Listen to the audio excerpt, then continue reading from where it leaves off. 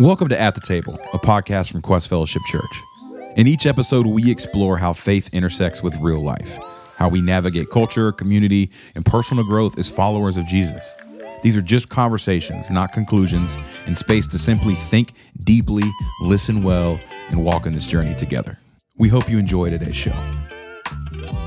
All right, so here we are to talk about multiplication again, and the fact that you guys help lead our student ministry and our children's ministry. So basically, you have responsibility from the time a kid is birthed until they're an adult at 18. Like that's the discipleship pathway that we're trying to manage here. So I thought it'd be fun for us today to talk a little bit about multiplication in the area of children's ministry, multiplication in the area of student ministry. How does multiplication from the mindset of the leadership group feed into how you guys teach the students, how you develop your volunteers, all the different facets of trying to interact with the parents, communicate with the parents, and what we're trying to build as a movement of multiplication.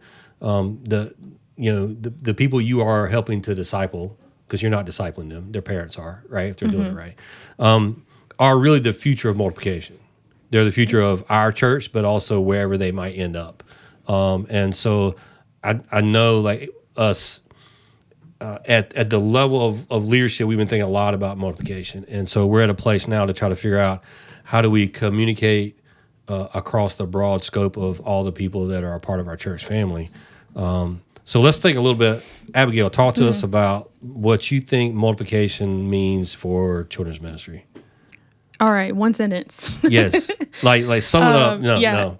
I think of Matthew 28. Where we get multiplication, the idea of it from, go and make disciples. Right. And so that's the place where you have to start. And then a lot of times with kids, we don't, a lot of people don't use the word discipleship often with kids because it's just, Bible stories and things like that. Sure, and, felt boards. Yeah, memory verses and things, fun games and all that kind of stuff. But even in that, discipleship is happening. And so I think we look at it in kids ministry, and then when you ask parents to take that home, it's like a big scary word, but making disciples is just multiplying the faith that you have and instilling that in your children, right? So multiplying the faith that you're trying to live out yourself into the life of your kid, that to me is crucial.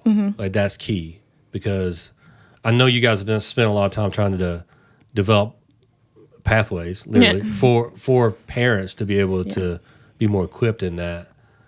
So how do you see that playing out? I know like what we have responsibility for, and the little bit of time that a child is actually here in our building, right? And even of that time, a small portion of that is us actually being able to teach them, because there's other stuff going on. So what does that look like when you think about multiplication from here? Like in other words, you already said like discipleship kind of at its core is you multiplying your faith into the lives of other people. Yeah. So for us, trying to disciple students and children, but also if, obviously parents are going to be listening to this, like, what does that mean for them? We go back, as a leadership team with Kids Quest, we go back to Deuteronomy 6 a lot, which is the, lay this into your children, make sure that they remember, make sure that they know all the things that God has done. And so, even when we're telling the quote unquote typical kids ministry stories of Jonah and, the Daniel in the lion's den, all those ones. David and Goliath, the classics. Doing more than just teaching them a story, but teaching them about who God is and what he meant to them, and that he does the same for us now. And so I think that laying the kind of framework for what they're going to build their faith on as they get older and head into student ministry and then into adulthood, it's more than just about telling Bible stories. It's who is God to you and what has he done for you, because I think that is what sends us, that's our motivation to go out. Sure. Yeah. And multiply. Yeah, because we just spent all this time as a church family talking about rhythm over ritual. And so when we get to that place where we get that, where we understand that the things that we do of our faith are really just markers of our relationship with God and tools to give us access to a deeper relationship with him. And so it's out of that pursuit of God where we understand that like this is so beautiful. Like we want to share it, we want to multiply it, we want it to grow. And so a lot of times discipleship becomes kind of an ugly word. Like it becomes kind of a, well, I don't really want to do that. I don't really want to learn anything. Sounds like a lot of work. It sounds like a lot of work. And so, people can kind of push back on that. Yeah. But I think it is, when you think about it in terms of what you're trying to do is you're just trying to deepen your relationship, but also implant what you've experienced with God into the lives of others, as opposed to just dropping your kid off and expecting them to learn something. Yeah. Yep. Absolutely. And I think when it comes to the stories and things like that, we went to conference, both years we've heard this, but you can't take your kids somewhere you haven't gone.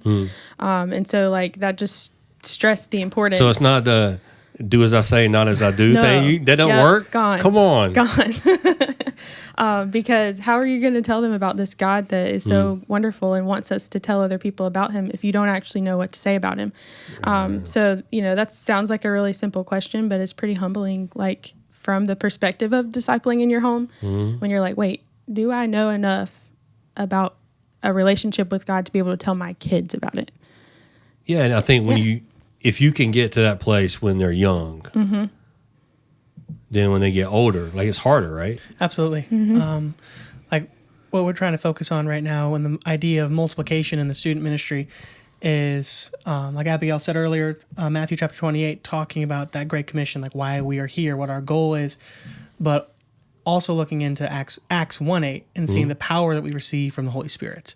So we've been taking a look at that a lot. I'm trying to put that into everything we're teaching to the students to help them get an understanding of not just that they have a relationship with Jesus, but what that actually means for their lives, starting with taking ownership of their faith themselves. Because I could, go out and ask the students to bring their friends. But if they don't take ownership of their relationship with Jesus, if they don't take ownership of their ministry, their community that is Q students, then why bring anybody else into it? If we're looking at what it means to make disciples, what we're trying to do as the leadership of Q students is to equip the students themselves to go out and disciple their friends and their peers. That's, to me, what multiplication looks like in the student ministry. It's not just us and the leaders who are trying to bring Jesus into the lives of these students. It's the students themselves. So it's bigger than just having a friend night where if you invite your friend, you get an extra slice of pizza or something. It is bigger than a friend night. We do things sometimes like that, where we have this battle pass point system that the students get to do to embarrass me to do certain things. Like last year, they all pied me in the face with shaving cream, every single one of them. It's 16 pies back to back, which obviously is a lot of fun. But trying to balance that fun with Scripture is what matters. So we put the fun over Scripture, then we've made a cool community that has no depth. Right. And I think for me, we want to build a sense of community. From a baby all the way up to a high school senior. But we also want to build in them what God has called them to do. Absolutely. And so that's the difference in the multiplication mindset. Yeah. Because in other words, when we're talking with children and students about, because we just went through the Unleashed series where it's about gifts. So we're thinking about what gifts God has placed in us. Sometimes it's really easy to see, with young kids, like they're going to be really good at this, they're going to be really good at that, and then that might be a ministry position, it might be a missionary calling, it might be just they just have the gift of connecting with people. Maybe it's a gift of evangelism, it's a gift of whatever it is. You can begin to see that early on in a kid's life. Even in my granddaughter, I can see she's got a huge compassionate heart. She's a big empath, right? She just feels deeply for people, and she hurts when people hurt. And so, how do we steer students and children into that place where they begin to see that God has planted in them something to fulfill Acts 1:8? How do we get to that place? So we just did a lesson the first week of Multiply. We did a lesson on the church and how we are a part of the church. Yeah. And most of the kids know what a transformer is. So we talked about how the verses about, one body many different parts, many different responsibilities and purposes. Was like when we all come together as a church, we're like a transformer. We're like Optimus Prime. Jesus is the head. And so, Interesting, yeah. which, yeah. Hey, kids ministry. I'm going to use that one. Optimus Prime. They knew what I was talking about. So I was like, we all have a job outside of the body too, right? Like when we come together, we're all doing one big thing, but like there was a car that used to be this arm, like, so Right. what is your piece of the transformer? And so just like allowing them to think about that for themselves, and like it's okay to say what you're good at and how you can use that for the church, because a lot of times that's some kids are shy or don't want to say, because they don't want to be arrogant or whatever, Prideful, like bragging on yeah, themselves, whatever. yeah, we kind of tamp that down. Yes, sometimes. Humble yeah. rags. But when we're talking about it within the ministry and within the church, like you're talking about, we should elevate that and encourage that. And so, we have some kids who even are like, they're good talkers. They can talk for a long time, So I'm like, you guys would be great greeters. When a friend walks through the door, you say good morning, ask them how their weekend was, So even showing them that the thing that, we talk about the ways they get in trouble at school and stuff like that, but that might be something. You get to be my special helper Yeah, today. You get to right? sit right beside the teacher. You Yeah. get to. Yeah. But that could be the thing, like you're saying, that like God is going to use to raise them up for something really powerful in the church. But as a kid, they just aren't quite sure how to use that yet. Sure. So yeah, helping them and their families kind of figure out how to use that, navigate that. I think that's a good place to start. No, I agree. We've been taking a look a lot into what it means to produce good fruits. So Jesus talks about how when we're connected to the vine, that when we remain in Him, then He produces good fruits in our lives. We've been taking a deep dive into what those different fruits are and why it matters to produce good fruits, how we can't produce good fruits on our own, and kind of helping the students to identify what good fruits are in their lives, like what God is putting in them, that power the Spirit has given them to be more of what fruit, and how can that fruit be used. Some people are very compassionate, which is awesome. I find myself, unfortunately, not quite as compassionate as other people. Some people are... Shock. Yeah, no, right? Some people have, more of an aptitude towards what love looks like, and some people don't. And just trying to help the students identify in what areas they've been gifted and how they can better use them to serve their families, serve their communities, serve their friends, and how they can use them to reach other people for Jesus. Yeah, because I think a lot of times we don't do a good job of that with adults. Like most adults that attend church, they see themselves, I think, as attenders, and they don't even really think a lot of times about how actually can the fruit that God has placed in me, how can it be used for the expansion of the kingdom? Because the other piece of that is we're not talking about just this one church body. Right. We're talking about the bigger church. So part of that is, we might raise up some powerful, mighty, great teachers, leaders, welcomers, greeters, caregivers, whatever, that could all serve the church, but it may not be in this body. And I think that's the other, how do we deal with that from a multiplication mindset? Because it changes. Because a lot of times we get so internal, we think, okay, you're going to be great, we're going to hold on to you. Yeah. Right. How do we think about that in terms of multiplication? I was talking to my dad about a similar... I'm glad you mentioned that, because I was talking to my dad about this. I was with them out in Tennessee last week, and we were talking about discipleship as a whole, what it looks like as a church. And because he's a discipleship pastor at his church over in Tennessee, it's kind of his whole thing.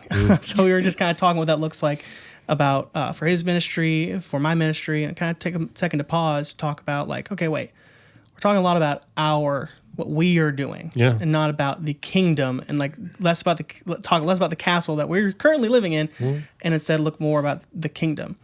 And one of the things we're trying to do that in Q Students is like the idea that like I have these students are going to be in this ministry for a set period of time. Like there is an end date. They will graduate, they go off to college, or they'll go off and work at a trade, or they'll go off and get a job, or go wherever it is they're going. And we, as a society, we talk a lot about like what your goals are, what your plans are after high school, what college you're going to go to, what career path do you want to do. So a lot of the students in my ministry right now are in 9th or 10th grade, and they're already taking classes at college, already preparing for this. Right. But one of the things we don't talk about often is what is your plan for your relationship with Jesus after you graduate? How does your life, what you have in planned for you, how is that actually going to pursue the mission that we all have? Like, is it actually, how are you going to keep God centered in your life when you go off to college? Well, that's where we're trying to build that foundation now in this ministry to get them rooted in their faith before they go off and are influenced by other people, to learn to see the world like Jesus does, to have discernment in what they're taking into their bodies, both in physically and in media and their minds and their hearts, trying to equip them to go out and do.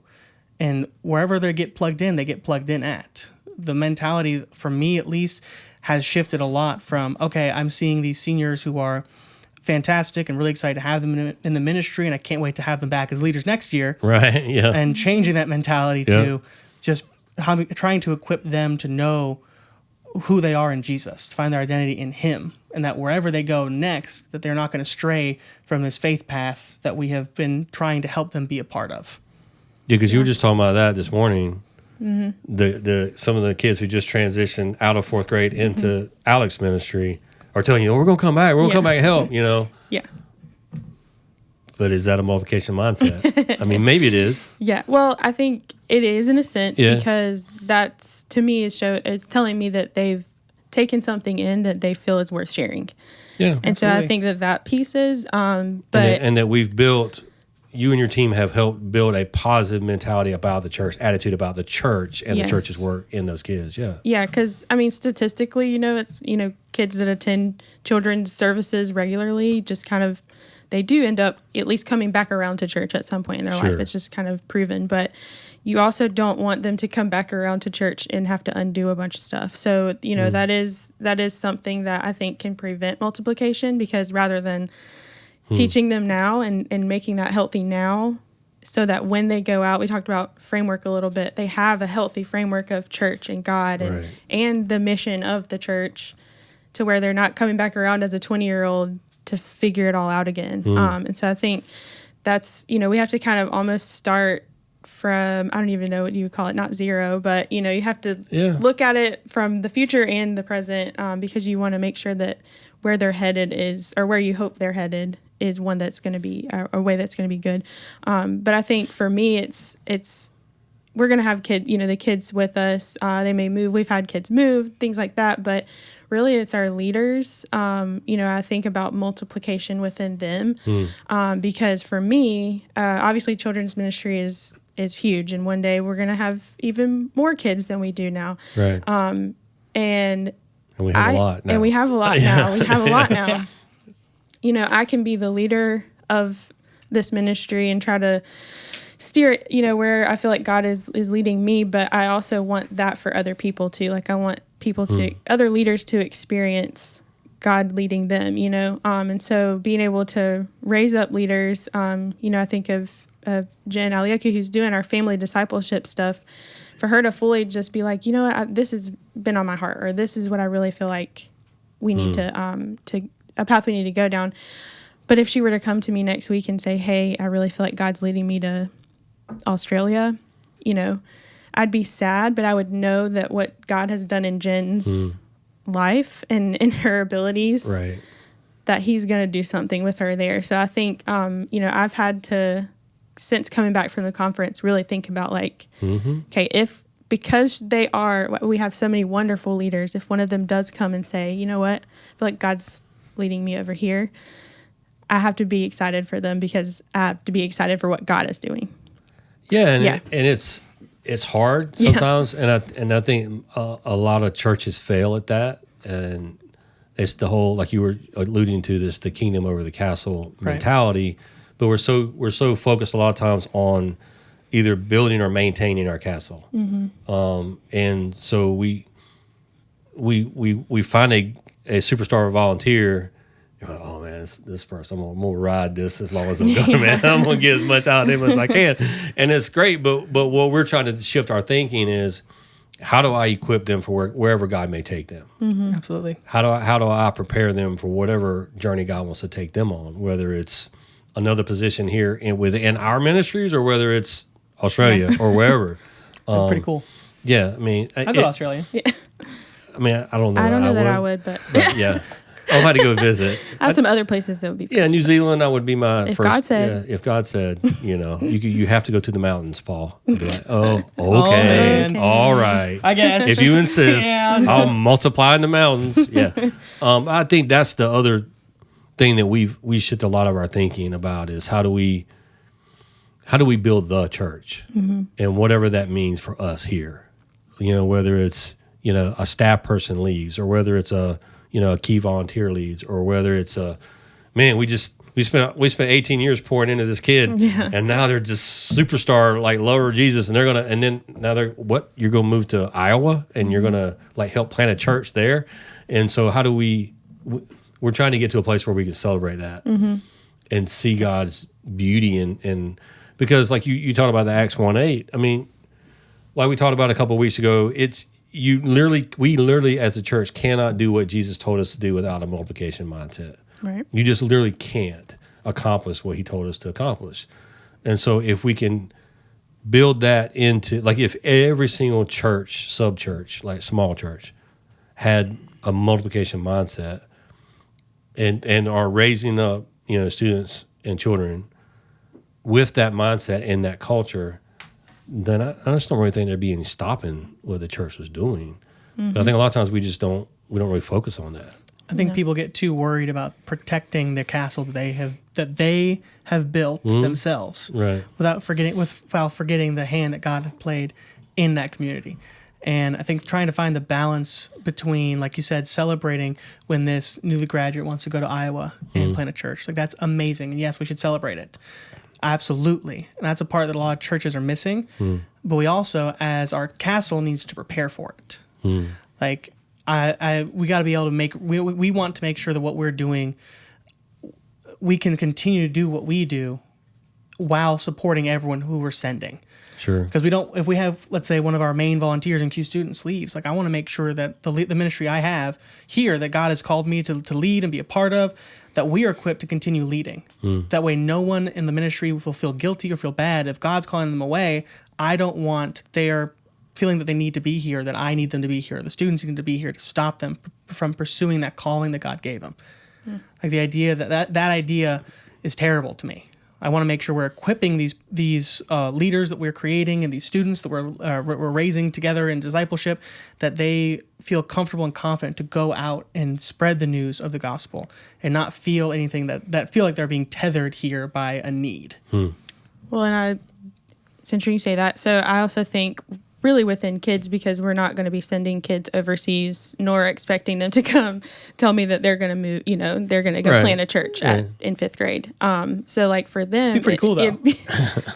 Yeah, we'll see. I would like to see. I would that. go to a church planted by I would 5th graders. absolutely go Yes. there, yeah. Sign me up. I can imagine a Looking few forward things. to the worship. Yeah. Oh, man. It's going to be great. Be great. So yeah, that's not the conversation so much happening within kids, but more so like just them knowing and loving who God is so much that they're unashamed to talk about it. Yeah. So when they go out, because kids and students are, we say go and make disciples. They are going every day. They're going to school or they're going to the store. They're going to soccer camp, something. Kids are always going. And if you're a parent, then you're the one taking them there. So But when we are teaching kids, we want them to understand that like this is worth sharing. This is worth talking about, and it's worth not. It's worth being bold about. Right. So I think that's a good, place to start for kids, because when they do get to students and then adulthood, that mindset is going to hopefully carry with them, that they can share, they can talk about it in circles where it may not be in our castle, Right. And that's I think that's where a lot of making disciples starts, is just getting to know a friend that may not be a believer or, has fallen away from the church. And then all of a sudden this relationship has been built, and then you're headed down the discipleship pathway with them. So, yeah. I think a big part of that, though, that can sometimes get lost in translation is exactly what you're saying, where they're going out all the time. Like that mentality is not replaced by a different one when you get into middle school and high school. And then again, as you become an adult. Like as an adult, I can go and make disciples at Chick-fil-A. I can go make disciples at a high school when I go watch a game. But everybody goes to Chick-fil-A is probably Christian. It's a good point. Anyway. It's a good point. I don't know. Bojangles. Coaching. But like the idea, like I've seen it a lot in some of the students. It's like, okay, well, I don't want to do this because this is, it's intimidating, or it's for kids, or it's whatever. Like should be an additive mentality where we're building a foundation for what it means to be a disciple and to make disciples. We're not replacing pieces of it as you get into different ministries or as you grow up into an adult. Like it is accumulative. What you're learning in Kids Quest matters in Kids Quest and in Q Students, in Q56, and as an adult. There shouldn't be a stoppage point where it's like, oh, well, now I can't go make disciples here because I have to go do this instead. Like you should be bringing Jesus with you wherever you go. Yeah. People should see that in you wherever you should go, and be a part of your normal everyday conversations. We've had talks in Q Students about what it means to talk to people about Jesus, and it's not walking up with a piece of paper and thumping on the head. It's not walking them through every single Bible verse you can think of. It's being a friend. It's making connections. It's communicating and loving people around you and having those conversations as they arise. Yeah. Integrating Jesus, as you should, into every aspect, every conversation in your lives. Every relationship in your lives should be built around and on Jesus. Yeah. Yeah, I mean, I think to take Jesus and really cloak ourselves in everything that the gospel gives us, right? The salvation, the hope, all the stuff that salvation and the gospel brings to us. But I think I said this 2 weeks ago. Like we're saved from something, but we're saved for something. And to be able to have a mentality of, okay, how do I play the part in the next person? Like you're saying, finding what I have in Jesus. How do I let Jesus be seen enough in me to where other people can see it? Because you never know what impact that can make. I was listening to something the other day, and it was talking about the story of C.S. Lewis getting saved. And basically, it's a beautiful story. Him and J.R. Tolkien are on a walk, and C.S. Lewis is an unbeliever. And J.R. Tolkien's talking to him about faith. And later, like C.S. Lewis gets in a sidecar on his brother's motorcycle, and they're going from one place to the next. And he describes it. He says, I don't really know exactly what happened, but when I got in the sidecar, I did not believe that Jesus was the Son of God. But when we got where we were going and I got out, I was firmly convinced. But it was because Tolkien had been pouring into him this idea of who Jesus was. And so now you have, C.S. Lewis, one of the great apologetic writers of in history, who was influenced. And so now he's like, you think about that one conversation that Tolkien had has been multiplied across generations of people who have been influenced by C.S. Lewis writing. So yeah, you never know if you can have a conversation with somebody and it might spark something in them that later they become a person of faith, and then that person begins to impact other people, and then that's multiplication. Because I jokingly said in the sermon a couple of weeks ago, we could add very quickly by just saying, okay, we're gonna overcome the negative birth rate, that we have, and we're just gonna have as many babies as we can, fill up Kids Quest, fill up Q Students, and try to indoctrinate them all into the faith, and then that's addition. That's not multiplication, right? And so we got to dream bigger than that, and then how that affects, because I think when we came back from the conference, that kind of transformed us as a staff in our thinking about addition versus multiplication. Like we all had to wrestle with, you both had to wrestle with, okay, what does that mean for my ministry? Yeah. What does that mean for how I lead my volunteers? What does it mean for how I recruit volunteers? A complete change in perspective. Complete change in perspective. And I think it's foundational. And I don't think that, we ever want to lose sight of this multiplication mindset, because it is crucial. Are there, if you're speaking to the parents today, like, what would you say to them to try to impart a little bit about what we're feeling into them as they disciple their kid? And we're gonna come alongside and help them. Yeah. But they're the ones discipling their kid. How do we speak into them regarding this idea of multiplication? I think a big piece of it, if not the biggest piece, is leading by example. I still remember this. I grew up, obviously, but I grew up moving around a whole lot. My dad was a preacher. We were always moving from church to church, from state to state. And no matter where we lived, no matter what was going on in our lives or how old I was, every morning my mom would burn her scrambled eggs because that's how she liked to eat them. And then she would sit at the same dining table and she would read her Bible every morning. No matter what state you No were matter in. what state we were living in, no matter if Right. my dad had a job or not, no matter how much money we were making, no matter what the world looked like. I always knew I'd find my mom every day of the week sitting at that table reading her Bible. Eating burnt eggs. Eating burnt eggs. Yeah. She's going to love that I said that. Yeah. And what stands out to me more about that than just the fact that she was sitting there is that I knew I could go talk to my mom. It wasn't like, oh, I'm reading God's word right now, honey. I need you to go away. It was at any point I could go to my mom and we would just have a conversation. It could be about what she's reading. It could be about something else. I could ask her where my socks are, but she was there and she was setting that example for me every single morning. And it wasn't a secluded part of her life. It was part of her life, and we all saw it, and we were included in that part. So when I had questions, when I had comments or concerns or anything I wanted to know, I knew I could go to my parents about it because I saw them living out that life themselves. When I had questions about a crisis of faith when I was 14, I still remember sitting in the basement with my dad, sitting at our little school table because I was homeschooled, asking him questions about why Jesus is real.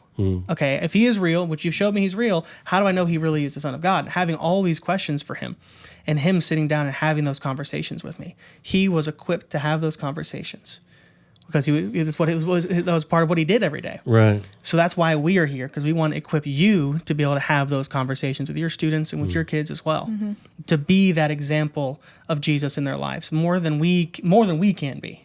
Yeah. Yep. Yeah. You mentioned like the time that we actually get with them on Sundays, outside of check-in time and snack and all that stuff. So really, it's probably about 20 or 30 minutes total that we're doing, worship and like really diving into the story and the scripture for that day. So yeah, we get that if you come to church every single Sunday. And if you're on time. Right. We get that. Parents. 4 Sundays. That's how you feel, Paul. Yeah. I'm trying to keep going here. Yeah. 4 Sundays a month. If you come every Sunday, and sometimes, once or twice. So that's only an hour a month that we're getting with your kids. Yeah. If you really break it down. And so while it feels like it's solely our responsibility, 1 hour a month is just not it. It's not enough. And so we really want to make sure that parents, like you said, we kind of want to dispel, is that the right word? Dispel this idea that discipleship has to be this, where you do have to be fully equipped, because some people aren't. Some parents are walking into their faith for the first time. And so you're figuring it out yourself and you're like, well, how in the world am I supposed to teach my first grader about this? And so it can feel very daunting. And so I think that's why we've created like the Faith Way, and we're trying to talk about some of these things with our parents, is because we want it to be just kind of an overflow of what God's doing in your life. And that's really, the bottom line, that's really what it is. Sure. To multiply that faith that you're having and that faith journey in your children. And so, to model well, to model the actual rhythms that we've talked about, but to also open conversation with your kids. So I say all the time, you drive your kids to soccer practice, you pick them up off the bus, or, you sit down at a dinner table, or you run through the Chick-fil-A drive-through, whatever. I'm going to use a different restaurant next time. Yeah. There's some time that you're spending, might be 5 minutes. Is anybody going to Burger King though? Nah. We'll talk about that later. Are there any? I have a lot of thoughts. We'll talk later. I was going to say, I can't even think of where a Burger King is. You have 5 to 10 minutes where discipleship can happen, because multiplication can happen in their little brains. You say one thing. I had a student come and say, my mom saw the clouds the other day after a storm and just said, that reminds me of when Jesus is going to come back. Those clouds make me think of that. Right. That's what the mom said. And the kid's telling me this a week later and coming to me with that thought. Wow. So that's kind of multiplication in my mind. You said one phrase, and now this kid is really processing that thought and coming to me with it, and their faith is being formed. So I just think, we don't want it to be, a workbook that you have to sit down and do every day. And I think God just wants it to be a part of your everyday life. Yeah, I think for me, we never were big people in the car who had the radio on much. I just like to talk. Yeah. Like when I have my granddaughter now, we don't ever put the music on. We just talk. And it's beautiful because she will say things and it could lead to an opportunity for a spiritual conversation. Yep. And so, yeah, like being an intentional discipler in your child's life is an act of multiplication, because you never know where that kid's going to go. Yep. Right. You never know what God's called that kid to be. And if you can impart like the beauty of your faith into them, that there's nothing more powerful than that for a call to multiplication. So you guys had developed Faithway. So let's talk a little bit. I want to talk briefly about like what that is, what sparked that, and how you see that Faithway plays a part in our trying to be a multiplying church. Okay. You got it. I got Go it. ahead. All right. Well, I'm going to poke Jen again because we went to conference. It's kind of started 2 years ago, but definitely this past year, where she saw this sort of framework of a pathway, to help families bring what we're doing on Sundays into their homes. And so she went on a deep dive, and then I followed her. And so we really just kind of looked into this concept of what does it look like to teach parents how to disciple their kids, because a lot of times when you're in the thick of it, when you're the leader, you're the teacher, you're like, well, that's easy, just do it. But when you really think about it, it's like, okay, but it's not that easy for some people, and some people have no idea what to do. And some families are new to the faith together. They yeah. all come in brand new together. Yep. And so, like, if you've, 2 months ago as an adult just have come to know Jesus for yourself, like, that's hard to try to figure out how to do that with your kids while you're trying to figure it out. So all of that to say, we kind of wanted to build something that from birth all the way up to 12th grade, there was a step for you to walk through with your kid, to be able to have some conversation starters, to have a couple of bullet points, of place for you to go start to research for yourself, so that in each piece, like worship, prayer, fruit, remind me of yours, fruitful, steadfast, discernment, discernment, all those that you do kind of have a place to start, and because that's usually the hardest part, is figuring out where to start. Yeah. The important thing to remember about this faith wave that we've been working on is it's not just a piece of paper you take home, read, and throw in the trash. This is not this is made for like a 3-part partnership where we want to partner with the parents, and the parents are partnering with us, and we're partnering with the student. Like all this content is not just for the students, not just for the parent. It's to help equip the parents to lead their students. It's to help equip the students to understand these different concepts of faith. And it's to help the leaders in our respective ministries to have an understanding of these as well, to make sure that everybody is on the same page and talking about what this looks like.